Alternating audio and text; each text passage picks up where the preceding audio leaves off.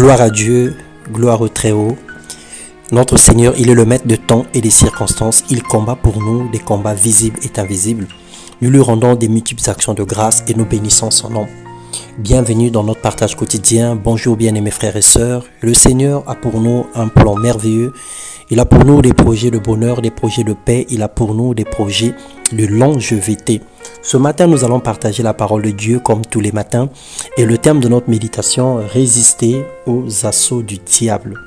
Lorsque nous lisons dans Éphésiens, le chapitre 6, le verset 10, la Bible déclare « Au reste, fortifiez-vous dans le Seigneur et par sa force toute puissante, revêtez-vous de toutes les armes de Dieu afin de pouvoir tenir ferme contre les ruses du diable. » Le Seigneur, certes, nous délivre de la main des oppresseurs.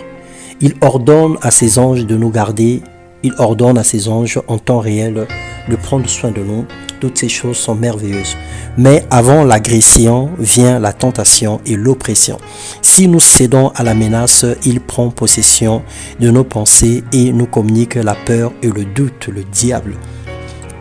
À cause de sa prospérité et du succès de ses ruses, il aura de l'arrogance dans le cœur. Il fera périr beaucoup d'hommes qui vivaient paisiblement. Daniel 8, le verset 25, nous parle du plan du diable et du plan de Satan. Le diable est invisible, il est sournois, il est malin, il utilise plusieurs moyens pour venir à bout de ses desseins. C'est un menteur. Il ne vient que pour voler, pour égorger, pour détruire. Il ne vient que pour nuire à la vie des enfants de Dieu. Donc il multiplie les stratégies pour nous faire assez de mal. Il installe autour de nous ses serviteurs clandestins et ses démons enragés prêts à tout pour nuire à notre vie. C'est pourquoi le Seigneur nous équipe et nous donne des armes spirituelles pour tenir ferme contre ces ruses. Tenir ferme, c'est résister au diable en refoulant ses pensées, en marchant sur ses propositions insensées, en écrasant ses idées et en refutant loin de notre vie toute proposition qui ne glorifie pas le Seigneur. Et pour tenir ferme, il faille être soumis à Dieu et demeurer en Christ et que ses paroles demeurent intégralement et radicalement en nous. La Bible déclare « Soumettez-vous donc à Dieu, résistez au diable, il fuira loin de vous. » Jacques 4, le verset 7. Souvent, ce que Dieu met à notre disposition nous semble moins agréable. Parce que nous sommes insoumis, déloyaux, rebelles, notre attitude donne l'avantage à Satan.